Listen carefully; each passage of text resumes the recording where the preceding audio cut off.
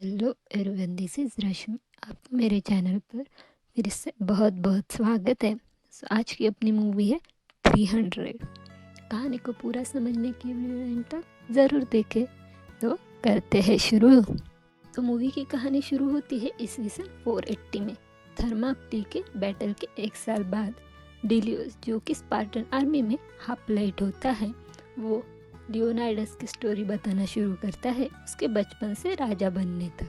पर स्पार्टन के सिद्धांत के मुताबिक लियोनाइडस के जन्म के समय विकृतियों के कारण छोड़े जाने से बच जाता है और उसके पिता ने उसके अगोगे के लिए ट्रेन किया है, जहां उसके लास्ट एग्जाम कठोर सर्दी में अकेले जीवित रहना है, जिसके दौरान वह एक राक्षसी भेड़ियों को मार डालता है।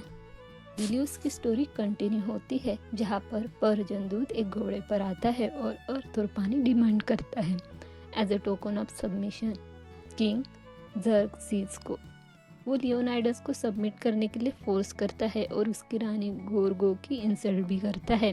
इसके रिस्पॉन्स में वो उस दूत को बड़े से गड्ढे में गिरा देता है और बाकी के स्पार्टन सोल्जर्स बचे हुए पर्जन को भी गिरा देते हैं।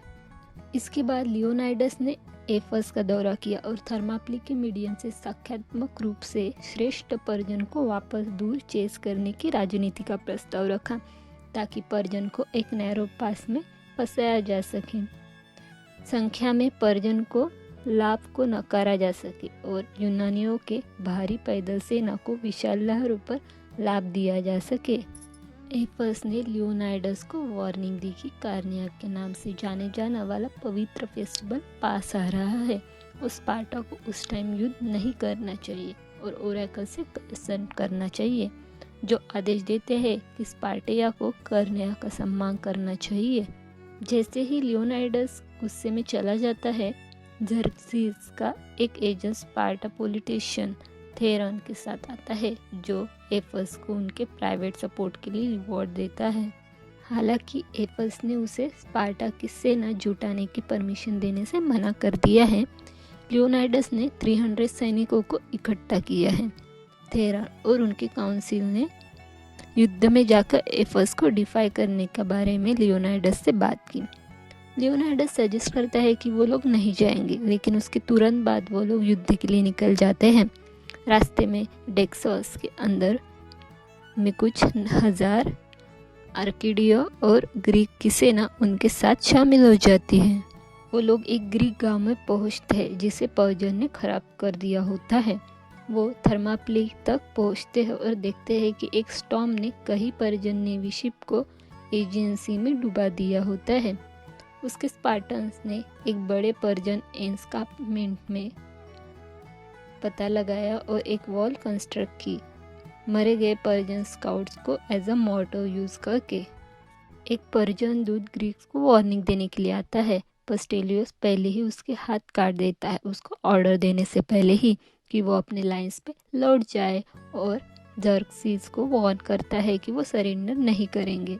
इन सब में लियोनाइडस एफिआल्टीज से मिलता है, जो कि एक डिफॉर्म्ड स्पार्टन होता है और कुछ टाइम पहले ही उसे इन्फेंटिसाइड से बचने के लिए स्पार्टा से भाग गए थे।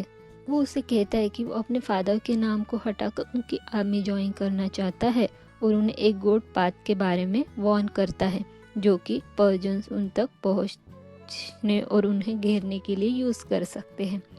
उसके लिए सिंपैथेटिक होते हुए वो रिजेक्ट करते हैं, क्योंकि जैसा वो है उसे शील्ड ऊंची नहीं पकड़ी जाएगी। इसीलिए जल्दी बैटल शुरू होता है। ज़र्क्सीज पर्सनली लियोनाइडस से मिलता है और उसे पावर, वेल्थ और अपनी फोर्स को लीड करने का आश्वासन देता है अगर वो सबमिट करता है तो। वो ऑफर को नहीं कहता है और उसे वॉरियर्स को मजाक उड़ाता है।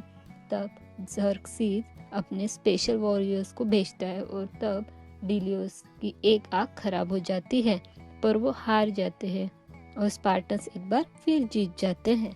जो स्पार्टन को लियोनाइडस ने रिजेक्ट कर दिया था, वो जाके उसे उनका प्राइवेट रास्ता बताता है। तब स्पार्टन्स को उसका बीट्रेल के बारे में पता चल जाते हैं और वो फिर भी वहाँ पर रहने का चूज करते हैं।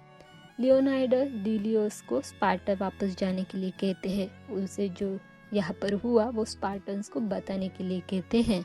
स्पार्टा की क्वीन स्पार्टा के काउंसिल को परसुएट करने की कोशिश करती है वो लोग और टीम भेजे उनके लास्ट स्टैंड के लिए, इसलिए वो थेरोन के पास आती है हेल्प के लिए।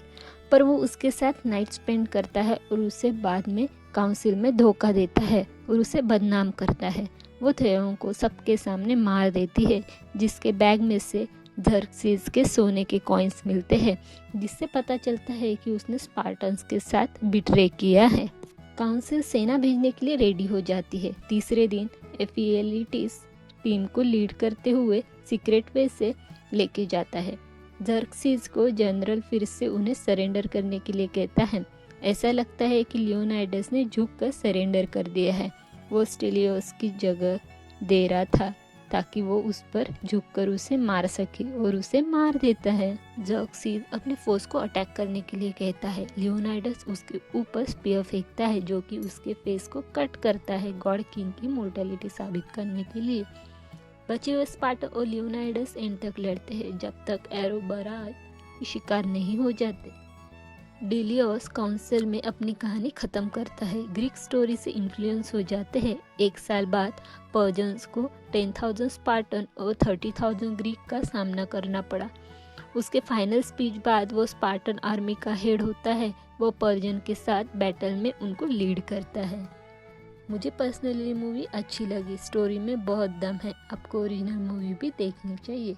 आप सबको इस मूवी का रिव्यू कैसा लगा ये मुझे कमेंट बॉक्स में ज़रूर बताएं और मेरे इस वीडियो को लाइक और शेयर करें और बहुत सारे मूवीज़ का रिव्यू देखने के लिए मेरे चैनल को भी सब्सक्राइब कर दे।